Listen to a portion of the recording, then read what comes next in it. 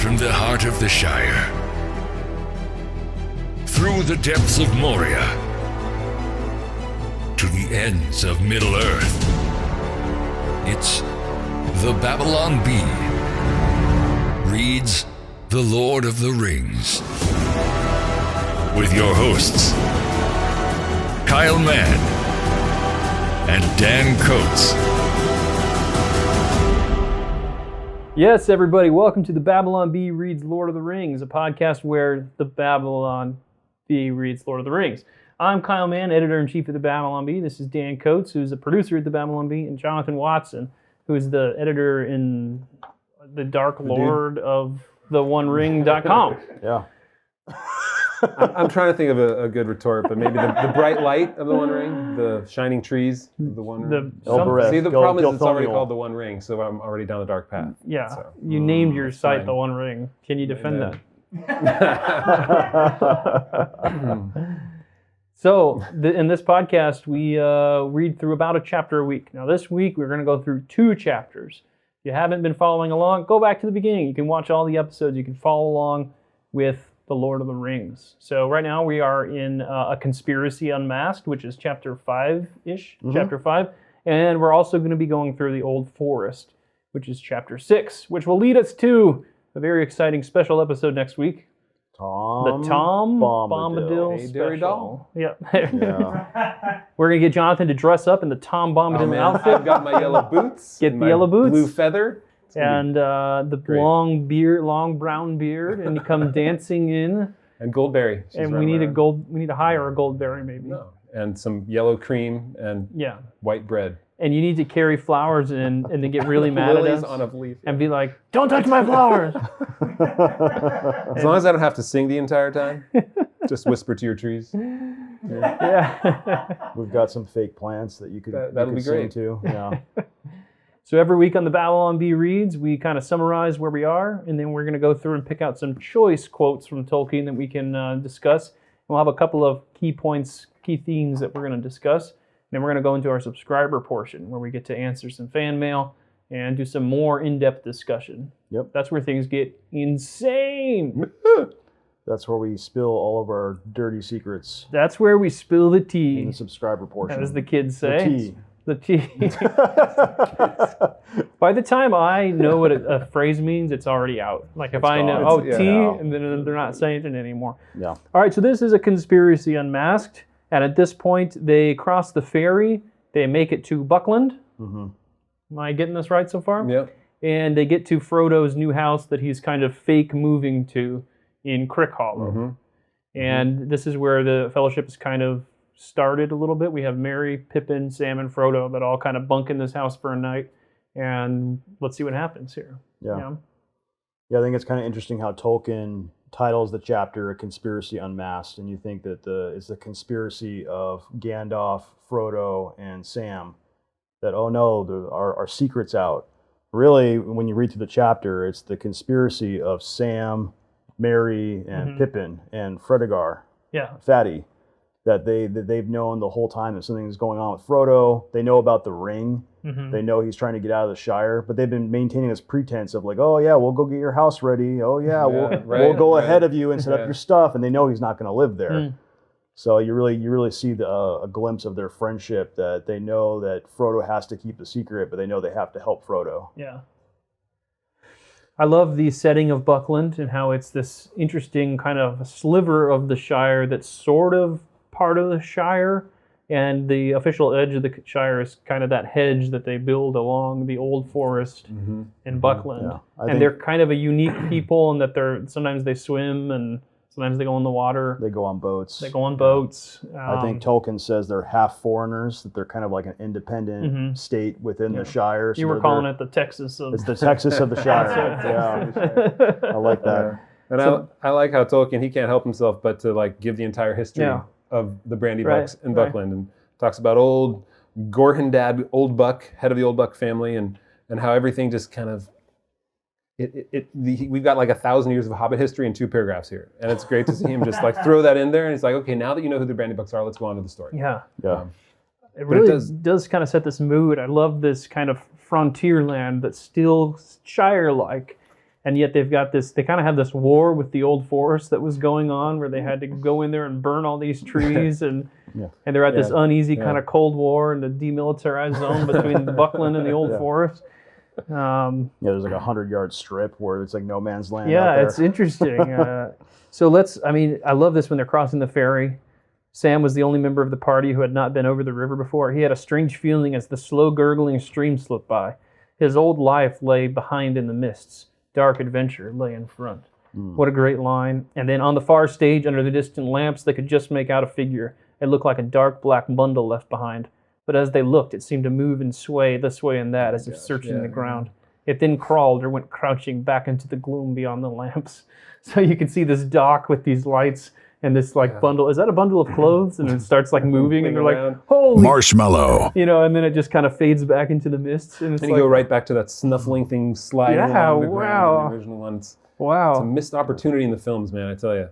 Being able to see that would have been, through the mists and the swirling mists. And it seems a lot more suspenseful in the book than in the movie, where they I think the guy just charges at him. Right. They know exactly what it is. They're like, oh, there's that rider. But in the book, it's like, what is that? The suspense is so intense. I love that feel. I mean, Tolkien would have written some killer horror novels if he had ever tried. Frodo says, we had our supper early with Farmer Maggot, but we could do with another. And then Merry says, you shall have it. Give me that basket. Second dinner. Takes the mushrooms. So this is the chapter where they all have a bath together. Yeah, that's kind of, they didn't get that in the movie. They didn't do that in the movie. Not even in the extended Now, to be clear, there's 3 separate tubs. There are. Yeah, there are. They're not all in the same tub. But. They are. It's not like my kids bathing at the same time. At one point, I do love the line that when they're talking about it, and where Tolkien injects that humor again, lightens it up even a little bit more. I mean, they're taking a bath. How much lighter do you need to get? But he says, Frodo says to Merry, which order shall we go in? Said Frodo. Eldest first or quickest first? You'll be last either way, Master Peregrine. Sorry, man. They're just like school buddies just ribbing each other. It's great. Yeah, and then doesn't Pippin just get bath water all over the place? They were singing songs in the bath, and he just starts splashing water everywhere. And and this is where you can start really seeing the relationship. It's it's deep, but it's also fun. It's like a good buddy, right? But you can talk about the deep things in life, but then you can go and shoot some hoops, or you can take a bath. Just like you and your buddies might shoot some hoops or take a bath together. But it is the beginning of the fellowship. Like these 4 guys, they have a relationship that's deep but narrow. The frat boys of the Shire. I love this. This is great. Yeah, there really is a deepening of the relationship and kind of the unique personalities of each of the hobbits coming out. I love that. So then they reveal that they knew about this all along. And Pippin says, dear old Frodo, did you really think you had thrown dust in all our eyes? You have not been nearly careful or clever enough for that. You've obviously been planning to go and say farewell to all your haunts all this year since April. We've heard you muttering, shall I ever go look down into that valley again, I wonder, and things like that. So Frodo thinks he's being all secretive, and then every time he sees something, he's like, this could be the last time I look into this valley. And they're like, we were on to you, bro. Yeah. And of course, Merry and Pippin they display this adventure that lies deep within the heart of some hobbits. Just you must go, and therefore we must too. Sam is an excellent fellow and would jump down a dragon's throat to save you if he did not trip over his own feet. But you will need more than one companion in your dangerous adventure. Yeah, and they say we've been terrified that you might give us the slip and go off suddenly, all on your own like he did. So they've been watching him. They're like, it's like they're keeping track of him, making sure, all right, is he going? Oh, you guys got him under control, because we're not letting him go. We're not letting him out of our sight. Yeah. And then, of course, we go a little further and we find out who the major conspirator was through all this. Yeah. And it wasn't like Gandalf, it was Sam. Samwise himself. Trimming the hedges. Yeah. I like how Merry says he knew about the ring. And he says, because the Sackville Bagginses were Bilbo's downfall.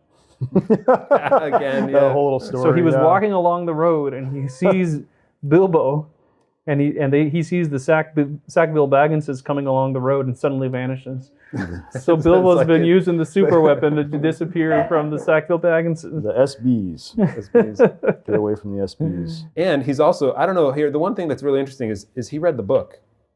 that the Red Book of Westmarch. I'm like, did he actually go in the house and read it? Like, what was the? It seems how did like he get it, right? in there to do it? But he had a very clear understanding of what had happened and how the ring can affect Bilbo's not his life, but like it is a big part of Bilbo's life, and so he knows that, and so I guess he feels like he has to go in and start researching. Did he go in and sneak in? Did he sneak in and find the book and start reading it, or was it just when he was there? So it would have been one of those things I would have liked to have found out, but we don't ever find out. Merry and Pippin sing a song modeled on the dwarf song that started Bilbo on his adventure long ago.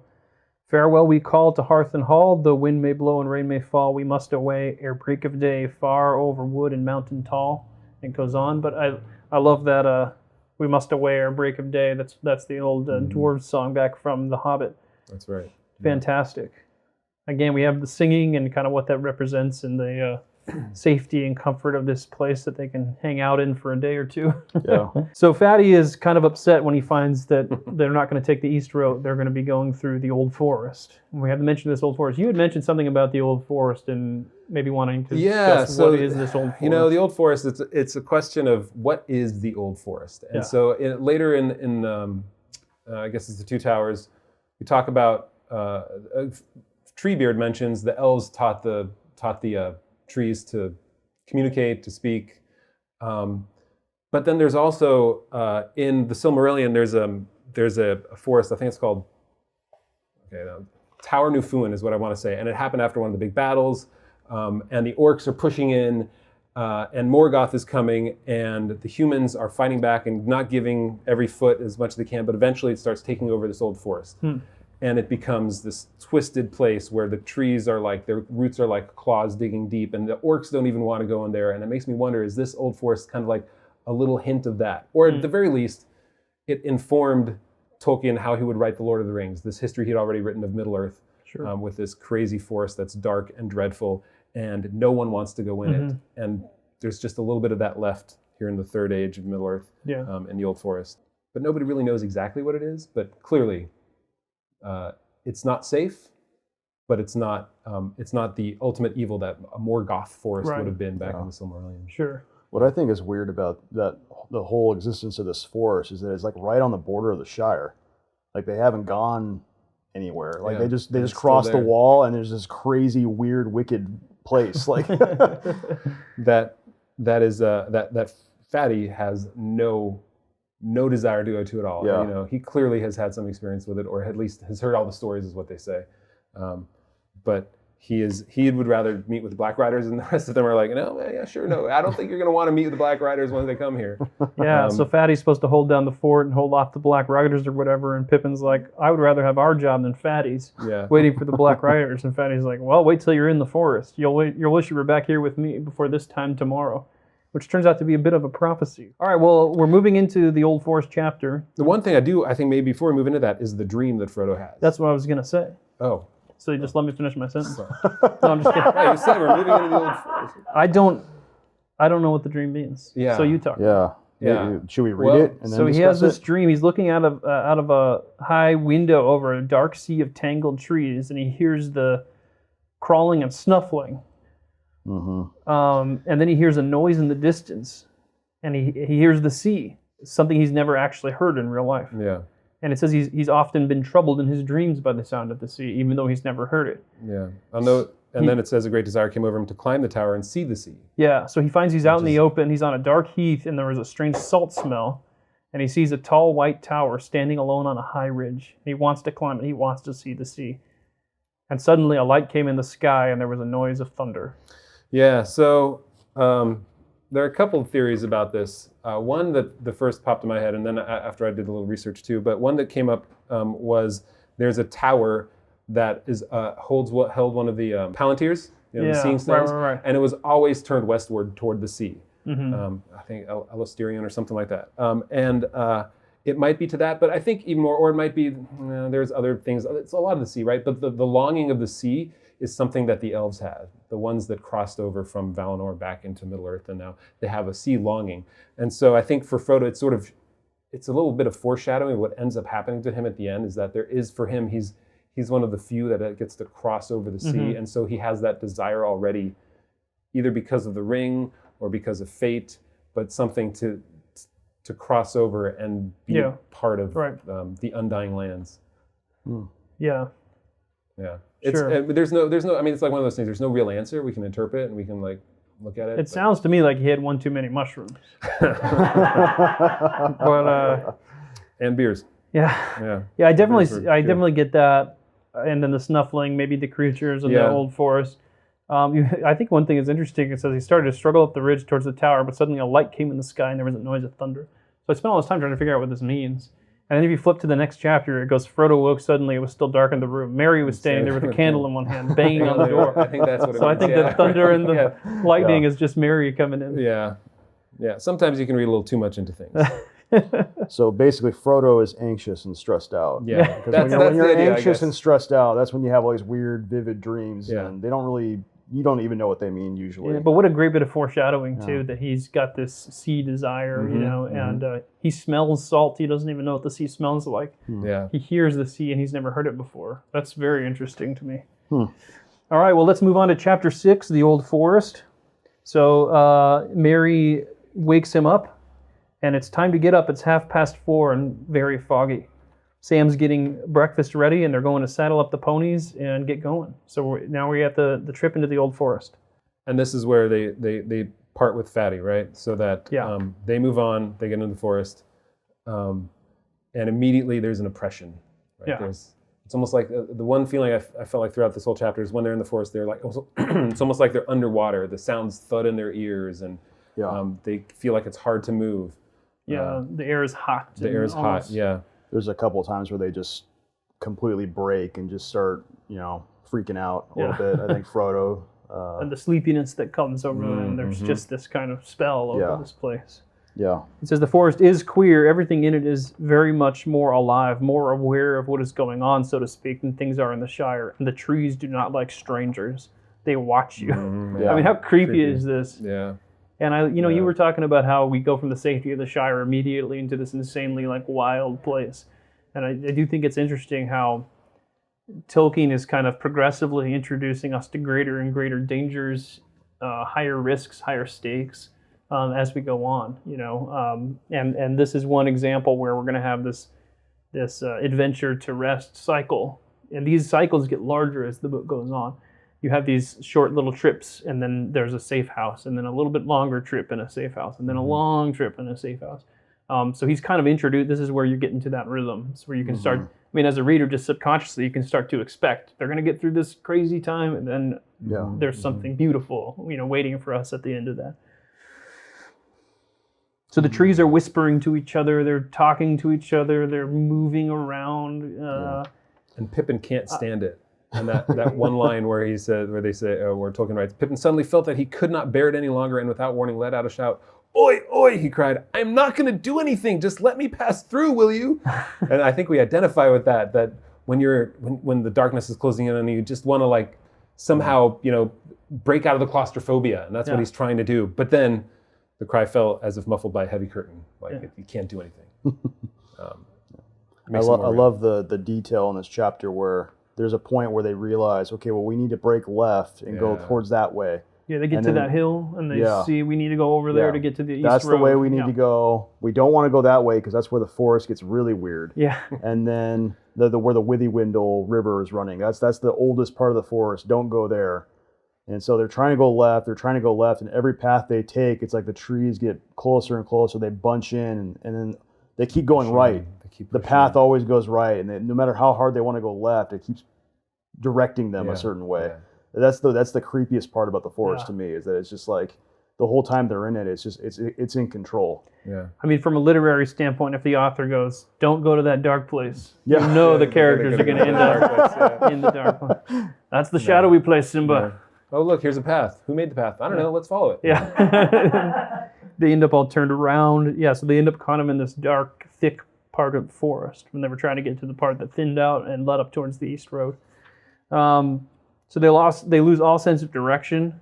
The sun is kind of starting to go down. The afternoon is starting to fade, and it's looking grim. They're not going to make it out of this place. They're worried, and they start to get tired. And they start to stumble And get sleepy. And there's a point at which, I think it's Pippin who falls first.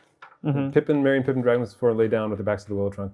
And so it's sort of like they've come to the center point of the heavy curtain falling on them. There's nothing they can do anymore at all in order to move forward. But interestingly, the only one who doesn't really fall under its spell is Sam. Right. Which lends itself again to the hero that isn't the grand hero. There's that part where Sam, he says there's more behind this than sun and warm air, he muttered to himself. So he's starting to feel the effects. Like, I'm tired. Why? I don't like this great big tree. I don't trust it. Hark at it singing about sleep now. This won't do at all. So it's like this tree is like... So they lean up against this old willow tree to go to sleep. Yeah. And this is like a nightmare, man. Like I think this creeped me out more than anything else in The Lord of the Rings, which is being what happens to Merry and Pippin. Oh, yeah. Yeah. So they talk about nightmare fuel. They lean against the tree, and then behind them, the great cracks gaped wide to receive them as the tree swayed and creaked. They looked up at the gray and yellow leaves moving softly against the light and singing. So they shut their eyes, and then it seemed that they could almost hear words, cool words, saying something about water and sleep. They gave themselves up to the spell and fell fast asleep at the foot of the great gray willow. And then when Sam comes back from grabbing the ponies, he finds out that they're like trapped inside. So Frodo is down trying to take a drink from the creek or whatever. Yeah. And he comes back and he notices that this root is like in the water, and where's Frodo? It's like pushing him He's down. He's under the root. Like, So this tree is literally, and then it drowning him. It opens up and swallows Merry and Pippin in the trunk, kind of crack these little nooks that they're in kind of close around them, and this big limb just goes like, boom, curb stomp you right into the river. And so Sam saves Frodo. Right. And then they go back and they're trying to figure out how to get these other two out of the tree. And they have the brilliant idea, let's set it on fire. What about fire? I don't remember who makes the observation like, well, what about Merry and Pippin? They're in the tree. They would get burned. One of them says something like that. He says, we might try to hurt and frighten this tree to begin with. If it don't let them go, I'll have it down. I'll have it to gnaw. If I have to gnaw it. So that's when Sam goes and gets his tinder boxes and a hatchet, and they start gathering it all up. But Merry cries out from inside the tree, put it out, put it out. He'll squeeze me in two if you don't. He says so. Which is creepy because the tree's talking to him while he's in the tree. And that's when Frodo has no idea what to do. And he just starts yelling out, help! Help! It seemed to him that he could hardly hear the sound of his own shrill voice. It was blown away from him by the willow wind and drowned in the clamor of leaves as soon as the words left his mouth. Yeah, well, I mean, and this is kind of our low moment in the old forest. He felt desperate, lost and witless. And then he stops and he hears an answer. So they're at the very end of their rope, and rescue comes. Yeah. And it's not like some Lord of Elves singing a majestic song. So now, we've got someone singing, hey dole, merry dole, ring-a-dong dillo. Ring-a-dong, hop along, fall all the willow. Tom Bomb, jolly Tom Bombadillo. And they're like, great, Yeah. We needed a hero. We got and we get Tom Bombadil. I mean, we got a nonsense song. You know. I love how Tolkien points out 2 or 3 times in this chapter, he's singing nonsense. I think he uses the word nonsensical, nonsense words. Yeah. And I like that it says Frodo and Sam are half hopeful and half afraid of some new danger. It's like, oh crap, there's a crazy homeless guy in the forest. Murder us and steal our spleens. Yeah. What's going to happen here? But it's song again, right? It's the song that comes. It's the restoring songs. Even if it's a nonsense word, it brings hope. And as readers, we're kind of like, I remember the first time reading this going, what? Yeah. That's different. Yeah. But there's a little bit of relief in reading it and seeing that this guy, he's just happy. It's the old forest, it doesn't care. And so, maybe there is some hope. And right away, the wind puff, Frodo and Sam stood as if enchanted after his longer, which I won't read, his longer song part there where he's talking about old man willow, tuck your roots away. Where Tolkien writes, the wind puffed out, the leaves hung silently again on stiff branches. And you can tell, old man Willow's afraid. He respects Bombadil. He knows Bombadil is going to be I don't know, Bombadil, I don't want to say control him, but Bombadil has power over him. Yeah. Yeah, I like the detail where he breaks off a branch and just starts smacking a tree. Bad tree. Bad tree. Yeah. Great. He's definitely a cracked out hobo. Screaming at the trees. More mushrooms. It's the mushrooms again. My friends are caught in the willow tree. Master Mary's being squeezed in a crack. And he's like, oh, old man Willow, not worse than that, eh? That can soon be amended. I know the tune for him. I'll sing his roots off. I'll sing a wind up and blow leaf and branch away. Old man Willow. You were talking about how you read this and you go, this is different. This is something interesting. What I like about Tolkien is that his world is so fantastical. So many people have used Tolkien as a template for fantasy novels, for their fantasy worlds, but all they usually get out of it is just kind of like, oh, we've got generic elves, generic dwarves, generic men. Like, he has these rich histories for all these people. And then he just has these bizarre, fantastic elements that are in him. Mm-hmm. Yeah. And I just love that, I love that it doesn't have to be some strong elf warrior that comes swinging in on a vine and slashing at the tree or something. It's like, Tom Bombadil lives here, so they're running into him, and he's a weirdo. And what does Tom do? He's like, I can beat this guy up with a song. Yeah, I can sing at him. Yeah, I'll sing at him, and that'll do it. And he's like, like, what a great scene. And again, I know why they cut Bombadil out of the movies. It makes sense, and you're trying to do this thing. But I mean, how hilarious would that be? Just see this little guy going and like, It's like if you look up paintings of Tom Bombadil, like he's got yellow boots and the bright blue feather and the blue jacket, and you're like, it's not how you'd imagine, like a grand hero or even much of a character in here. And but it maybe because it's so out of place, it's such a relief to have somebody like that. And I think it goes back to or goes forward to where they talk about Tom Bombadil in Rivendell, where they're at the Council of Elrond, and they're like, well, let's give it to Bombadil, and he's like, no, he just doesn't care. Yeah. Like he's not going to do anything. He'll like forget about the ring and throw it aside and be like, the ring, it's a little thing. And that goes to the point, like he holds the ring at one point. Yeah. And he's just like, what? He's like, oh, look at this little trinket, and he makes it disappear with his hand, and it appears again, and he's like, oh, but it doesn't do anything to him. Yeah. He's so powerful. He's so a part of it. And this goes to like nobody knows who Tom Bombadil, and there are like entire paragraphs of. Or entire essays. It feels like books about who is Tom Bombadil and what did Tolkien mean. And I don't think it's as deep as people really want it to be with Tom Bombadil. Yeah. He's a character that was appropriate there, inspired by a toy that his son Michael had, and but he's powerful and he's just a great injection into this of like joy and fun and a character that for me I can't help but like him the entire time. Yeah, my favorite part about Tom Bombadil is that nobody knows. Yeah, like there's whole essays like, he's the incarnation of a god, or he's an embodiment of nature, and he's this and he's that, and it's like, no, he's just Tom. Yeah. He sings. That's all. I'm Old Man Bombadil. Come on, kids, come to my house. He's just cracked out hobo that lives in the old forest, which is. I'm banking on this interpretation. I'm waiting for the article about the cracked out hobo. The cracked out hobo. That's going to happen. Oh man. Yeah. So I love this. Again, I don't think Bombadil would fit in Jackson's Middle Earth because Jackson's Middle Earth is serious, and I mean he gets some of the mirth and the Shire sometimes, but it's trying to be this action movie that's cool. And what I like about Tom Bombadil is that he's not cool. We don't need our heroes to be cool. Right. Right. And it's like he doesn't have a reason. He's just there enjoying life. Yeah. He's getting water lilies for his girlfriend, the river daughter.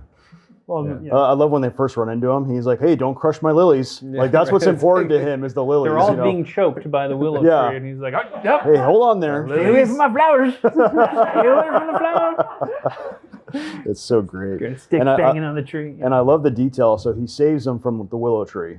And then he's like, hey, come to my house. And then he just bolts off. Yeah. It's like he just takes off. And then he sings, oh, catch up with me. I'll be at the house. And, whatever. You can't catch me. Yeah. Like he just bolts. It's like he's like on another, kind of like with the elves. He's like on another level where he's so above what your concerns are. And he just runs off. Like he doesn't even like think about what they're thinking. Yeah. And as soon as he's gone, the hobbits again are like, the forest starts encroaching in on them. Like they start feeling it. And Tolkien writes, they caught sight of queer, gnarled and knobby faces that gloomed dark against the twilight and leered down at them from the high bank and the edges of the wood. And so now everything's crumbling in and they're like, we got to get out of here as fast as we can.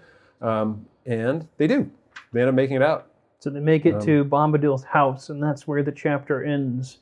We hear, you loved this prose, that when they talk about Goldberry singing. Yeah, when they hear Goldberry first, he writes, "Then another clear voice, as young and as ancient as spring, like the song of a glad water flowing down into the night from a bright morning in the hills, came falling like silver to meet them."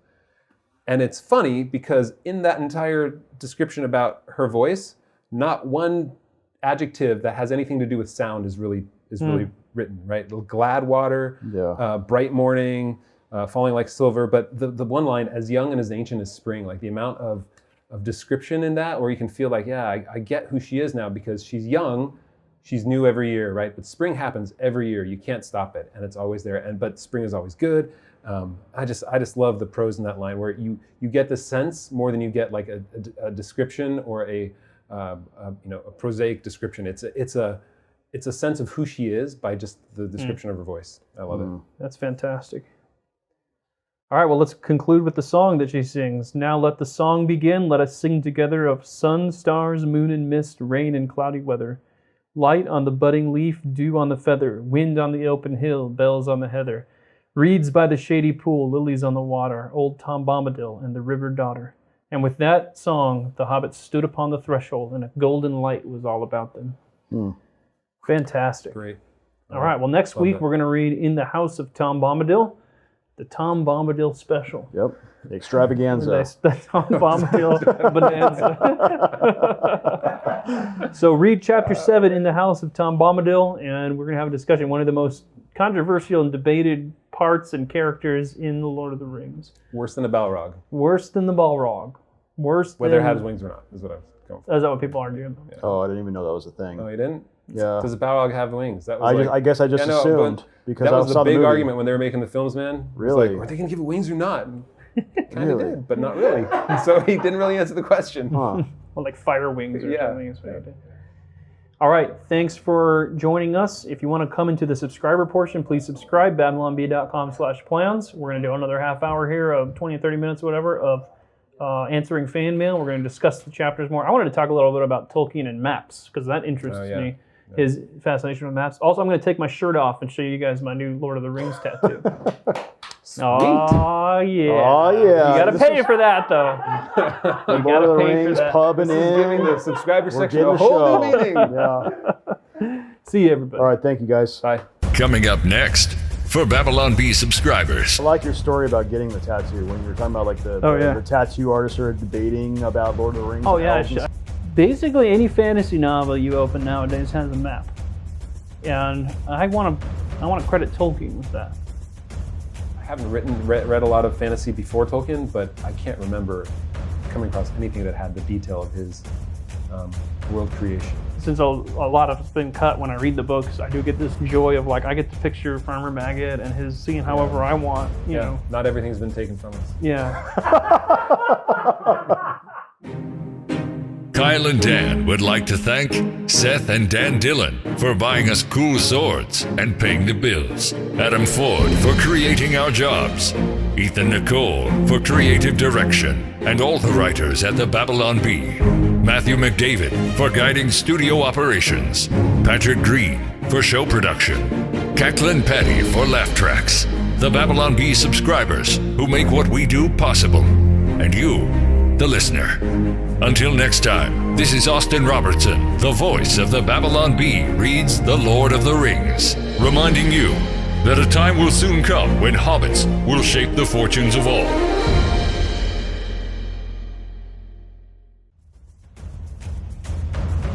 To watch or listen to the rest of this show, become a Babylon Bee subscriber at babylonbee.com/plans.